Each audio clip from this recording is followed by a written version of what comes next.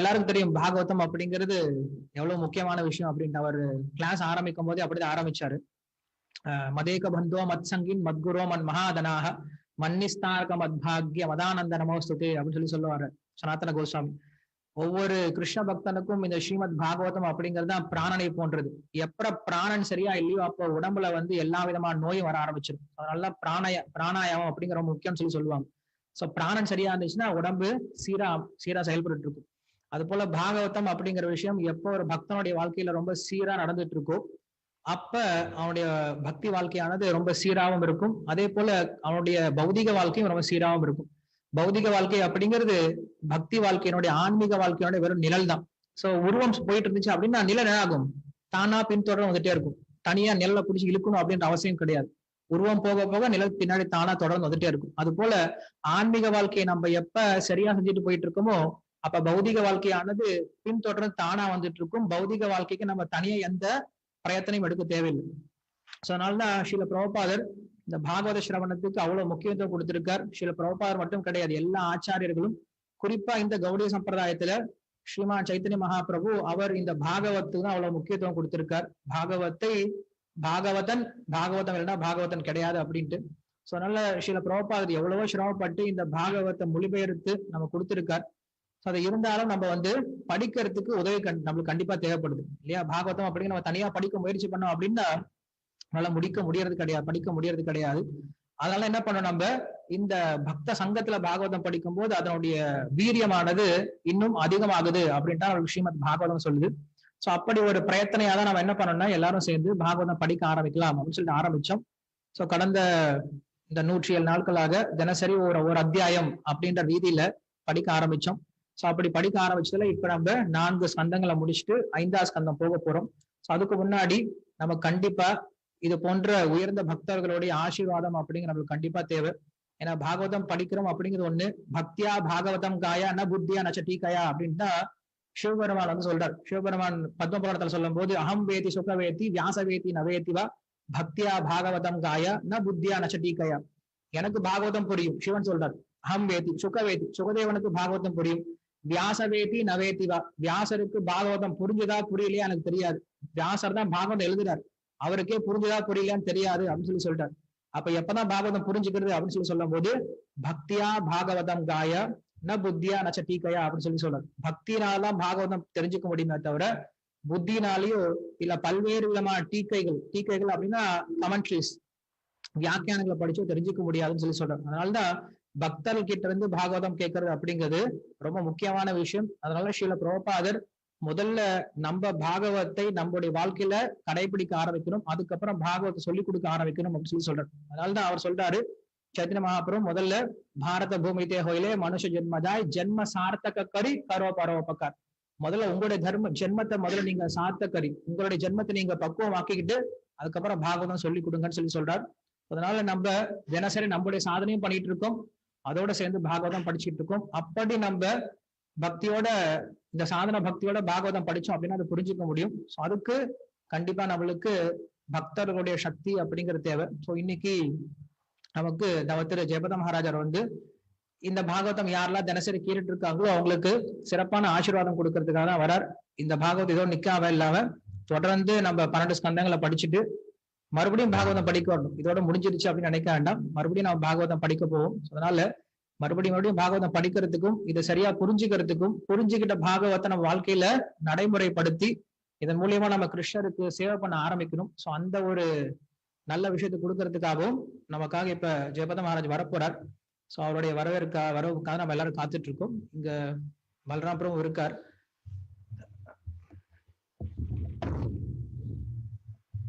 नमो विष्णु पादाय कृष्ण प्रस्थाय भूतले श्रीमती जयपताका स्वामी नामने नम आचार्य पादाय नित्याय कृपप्रदाने गौरगद दामोदय नगर ग्रमदाने नमो विष्णु पादाय कृष्ण प्रस्थाय भूतले श्रीमती भक्ति वेदांत स्वामी नामने नमस्ते सरस्वती देवे गौरवाणी प्रचारिणी विशेष शून्यवादी पाठ्याध्याय सदारिणी जय श्री कृष्ण प्रभु नित्यानंद श्री अद्वैत गदाधर शिवासादि गौर भक्त वृंदा हरे कृष्णा कृष्णा कृष्णा हरे हरे हरे राम राम राम हरे हरे கிருஷ்ணா.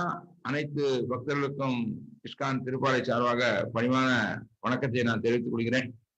ஸோ இந்த நிகழ்ச்சியில வந்து கலந்து கொண்ட அனைவருக்கும் ரொம்ப நன்றி.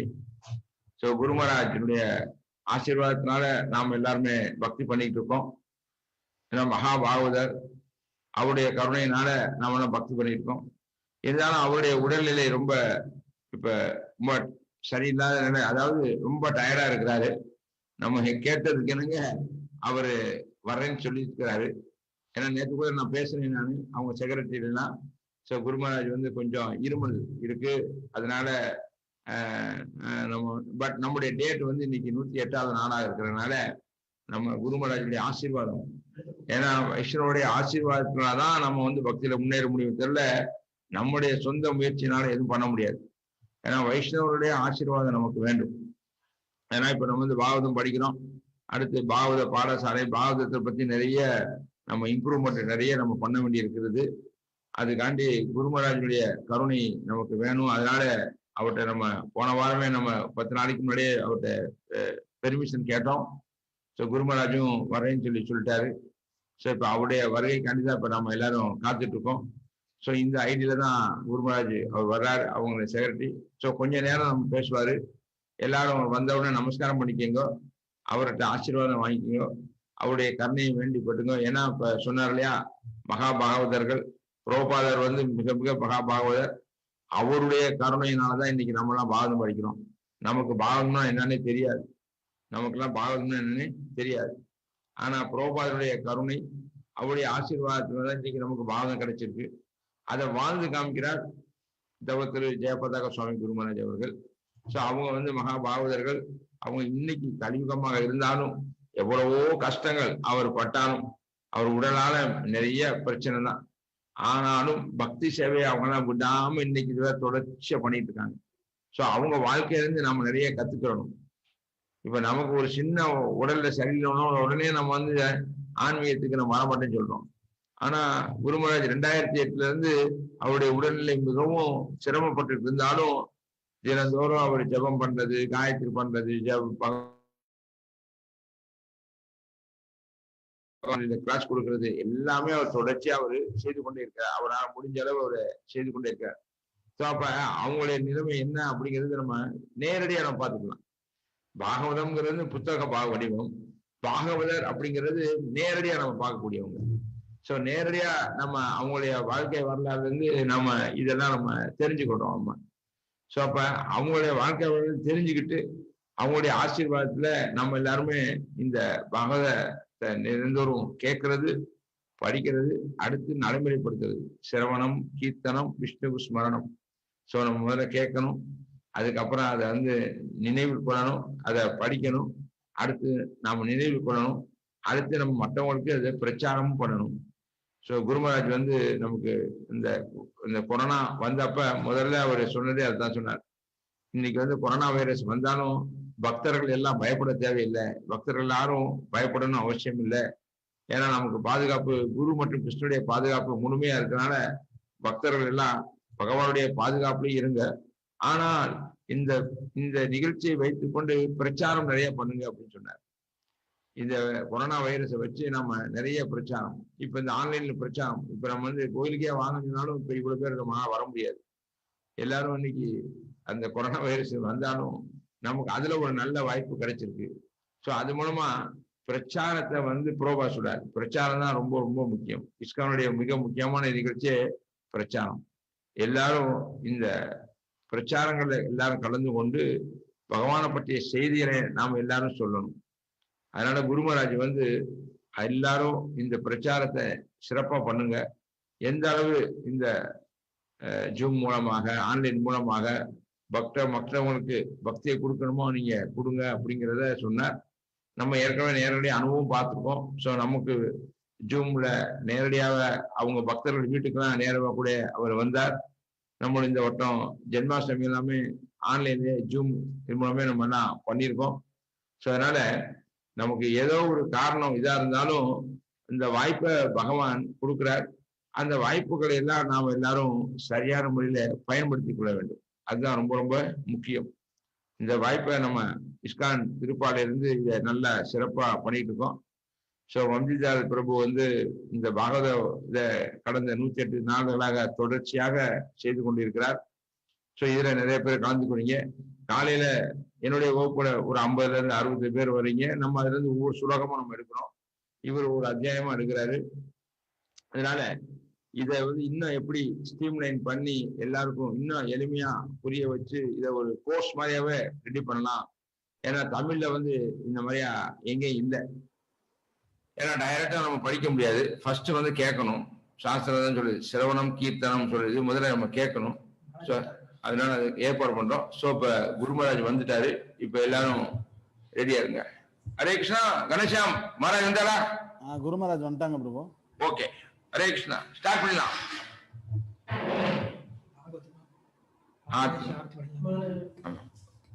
குருமராஜ் வந்தவொடனே ஆர்த்தி காமிப்பேன். எல்லாரும் நமஸ்காரம் பண்ணிக்கீங்க.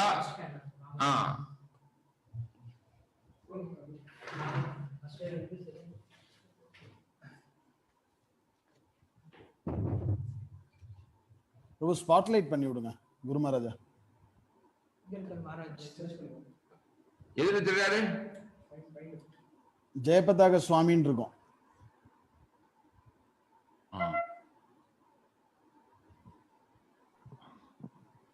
Hare Krishna.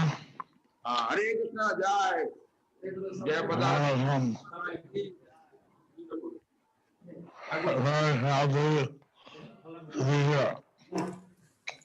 Okay. Very happy to be here. நீங்க உங்களோட கலந்துக்கிறதுல ரொம்ப சந்தோஷம்.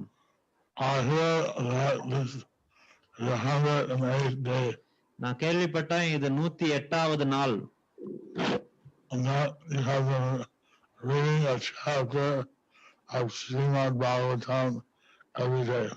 நீங்க ஒவ்வொரு நாளும் ஒரு அத்தியாயம் ஸ்ரீமத் பாகவத்திலிருந்து படிக்கிறதா நான் கேள்விப்பட்டேன்.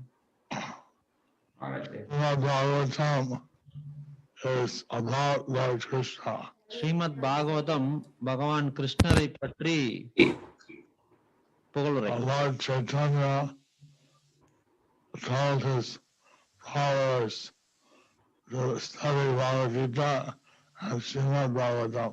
சைத்தன்ய மகாபிரபு அவரை பின்பற்றுபவர்களை பகவத்கீதை மற்றும் பாகவதம் படிக்குமாறு அதை கற்றுக்கொள்ள மாதிரி சொன்னார். From the beginning to the end of Srimad Bhagavatam is very purifying. பாகவத்னுடைய துவக்கத்திலிருந்து முடிவு வரை எல்லாமே நம்மள பவித்திரம் அடைய செய்யக்கூடியது. We understand how the Lord creates the different universes. நம்ம பாகவத்திலிருந்து புரிந்து கொள்கிறோம் எப்படி இந்த அண்ட சராசரங்களை எல்லாம் பகவான் படைக்கிறார்னு. How he has different pastimes with his different devotees. எப்படி அவருடைய பல பக்தர்களுடைய லீலைகளை அவர் எப்படி பங்கேற்கிறார்னு நம்ம தெரிஞ்சுக்கிறோம். அவர் மிகவும் கருணை வாய்ந்தவர்.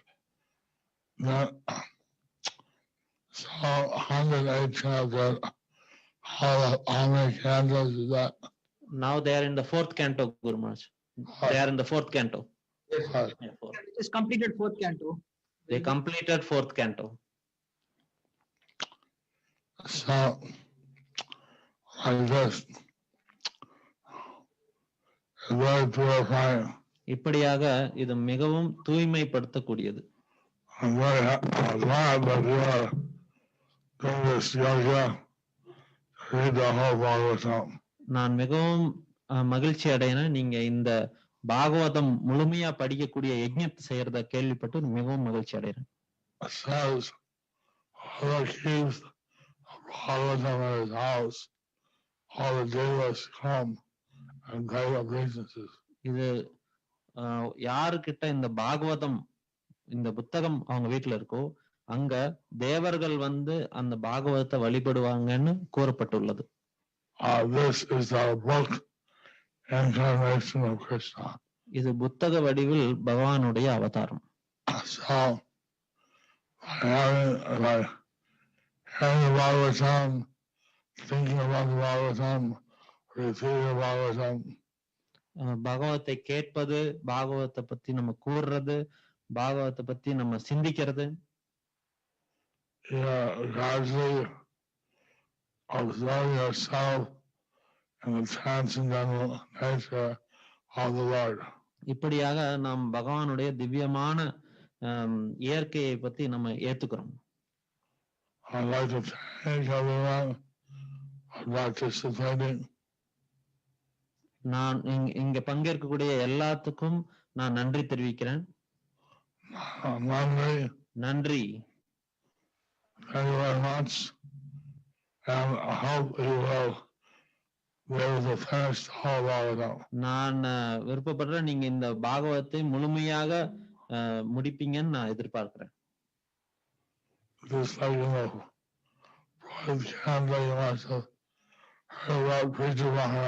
நீங்க இப்ப 4வது காண்டத்துல இருக்கீங்க அப்படின்னா கண்டிப்பாக பிருது மகாராஜரை பத்தி படிச்சிருக்கீங்க.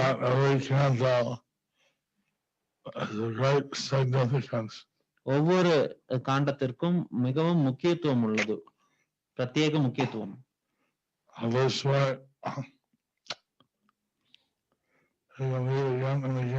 இப்படியாக நீங்க இத மறுபடியும் மறுபடியும் படிக்கலாம்.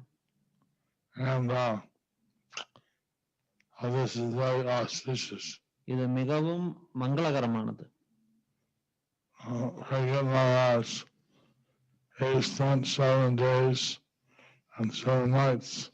பரீட்சித் மகாராஜர் இந்த பாகவத்தை 7 பகல் 7 இரவுகள் செலவழித்து இதை கேட்டார்.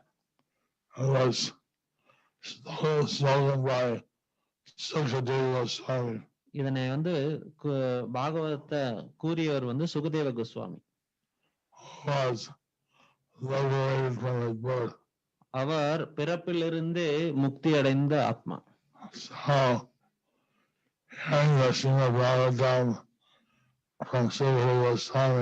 சுகதேவ கோஸ்வாமியிலிருந்து இந்த பாகவதம் கேட்பது அதை கேட்பது பிரம்மாவிடமிருந்து நேரடியாக கேட்பதற்கு சமம்.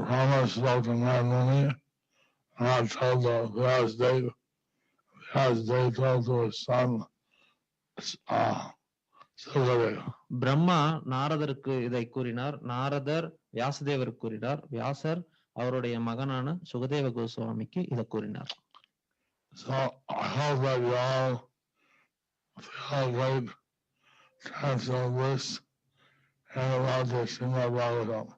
நான் கண்டிப்பாக நம்புகிறேன் நீங்க இந்த பாகவதம், இந்த திவ்யமான பாகவத்தை கேட்பதனால உன்னதமான ஆனந்தத்தை அடைகிறீங்கன்னு.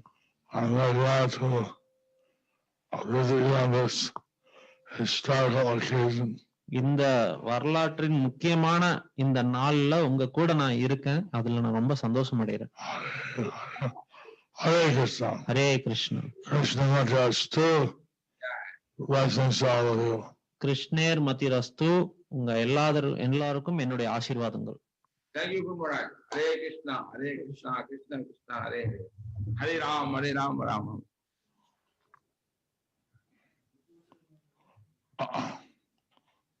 Hare Krishna.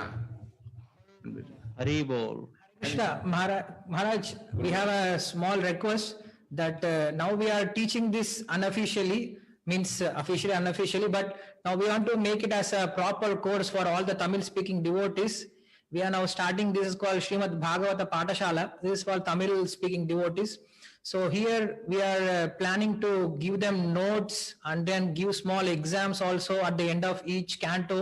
And we have personal discussions. We memorize prayers and shlokas, something like that. So we want your blessings also to continue with this.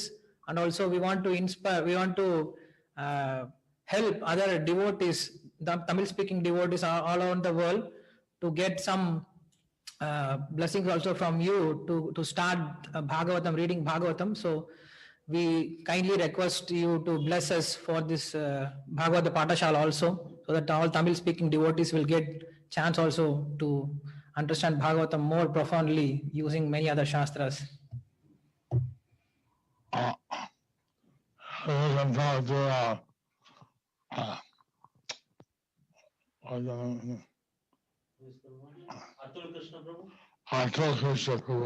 நீங்க அதுல் கிருஷ்ண பிரபுவிடம் ஆலோசனை செய்யுங்க இத பத்தி. How to get this accredited. Okay இதை எப்படி வந்துட்டு கல்வி முறையில கொண்டு வர்றதுங்கிறத பத்தி அவர்கிட்ட ஆலோசனை செய்யுங்க. Okay okay Guru Maharaj, thank you very much. And my best wishes to all the timeless speakers are going into the Bhagavatam. இந்த பாகவதத்தை படிக்கக்கூடிய தமிழ் பேசும் மக்களுக்கு என்னுடைய வாழ்த்துக்கள். Thank you Maharaj. Thank you so much குரு மகாராஜ். நன்றி, வணக்கம். ஓகே ஓகே பிரபு. ஹரே கிருஷ்ணா. ஹரே தேங்க்யூ பிரபு. ஹரே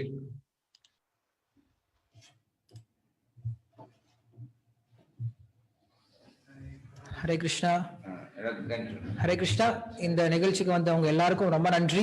குறிப்பா இன்னைக்கு நம்ம இதை எதிர்பார்க்கவே இல்லை. நம்ம எல்லாரும் சின்ன பசங்க விளையாட்டு மாதிரி நம்ம பாகவதம் ஸ்டார்ட் பண்ணோம். பட் பாகவதத்தினுடைய எஃபெக்ட் பாகவதம் கண்டிப்பா கொடுக்கும். சின்ன பசங்க தெரிஞ்சு வழிபட்டாலும் சரி, தெரியாம வழிபட்டாலும் சரி, பகவான் பிரத்யட்சமாற. நேற்று அந்த விஷயம் தான் பார்த்துட்டு இருந்தோம். ஏன்னா பரீட்சித் மகாராஜார் சுகதேவ கோஸ்வாமி கிட்ட கேட்கிறார், சுவாமி நான் ரொம்ப சின்ன வயசுல ரொம்ப வயசு இல்லையா எனக்கு, நான்லாம் பகவானை வழிபட்டா பகவான் தோன்றுவாரா அப்படின்னு கேள்வி கேட்கிறாராம். அதுக்குதான் பரீட்சித் மகாராஜர் சுகதேவ கோஸ்வாமி சொல்றாரு, நீ என்னப்பா சின்ன பையன், உன்னை விட சின்ன பையன் ஒருத்தர் இருந்தா துருவன், அவன் 6 மாசம் வழிபட்டே பகவானை பாத்துட்டா, நீ சின்ன பையன் சொல்லாத அப்படின்னு சொல்லி துருவனுடைய சரித்திரத்தை சொல்ல ஆரம்பிக்கிறார். அது போல நம்ம எல்லாரும் பக்தியில இன்னைக்கு ரொம்ப சின்ன குழந்தைங்க தான் இருந்தால் நம்ம ஏதோ ஒரு தைரியத்துல நம்ம ஆரம்பிச்சிட்டோம், பாகவதம் பேசலாம் அப்படின்னு சொல்லிட்டு ஆரம்பிச்சிட்டோம். ஆனா அதனுடைய பலன் எப்படி இருக்கு அப்படின்னு இன்னைக்கு பார்த்திருக்கோம். எப்படி பகவான் தோன்றாரோ, பகவான் தோன்றுறதுக்கும் பக்தர்கள் தோன்றுறதுக்கும் பெரிய வித்தியாசம் கிடையாது. சோ இன்னைக்கு தவத்திரு ஜெயபத மகாராஜர் இந்த பாகவத்துக்கு ஆசீர்வாதம் பண்ணியிருக்காரு அப்படின்னா சாக்ஷாத் கிருஷ்ணரே ஆசீர்வாதம் பண்ணியிருக்காரு அப்படின்னு அர்த்தம். சோ அதனால அவருடைய கட்டளை நம்ம ஏத்துக்கிட்டு தினசரி அவர் சொல்லியிருக்காரு பாகவத்தை முடிக்கணும்னு சொல்லியிருக்காரு. இதுக்கு முன்னாடி ராதேஷாம் முழுமையா பாகவதம் முழுமையா முடிக்கணும்னு சொல்லியிருக்காரு. இதுக்கு முன்னாடி ராதேஷாம் பிரபுல இருந்து ஆரம்பிச்சு எல்லா பக்தர்களும் ஆசீர்வாதம் பண்ணியிருக்காங்க. இப்ப நம்மளுக்கு பக்தருடைய ஆசீர்வாதம் எல்லாம் முழுமையா இருக்கு. நம்ம செய்ய வேண்டியது அந்த ஆசீர்வாதத்தை நம்ம சரியா உபயோகப்படுத்திக்கணும். ஆசீர்வாதம் என்னைக்குமே இருக்கும். நம்ம சோம்பேறித்தனத்தை விட்டுட்டு தினசரி பாகவத்தை நம்ம படிக்க ஆரம்பிச்சு கேட்க ஆரம்பிச்சுட்டு இதை நம்ம வாழ்க்கையில நடைமுறைப்படுத்த ஆரம்பிச்சோம் அப்படின்னா கண்டிப்பா அந்த ஆசீர்வாதத்தினுடைய சந்தோஷத்தை நம்ம உணர முடியும். அதனால வந்திருக்கவங்க எல்லாருக்கும் ரொம்ப நன்றி.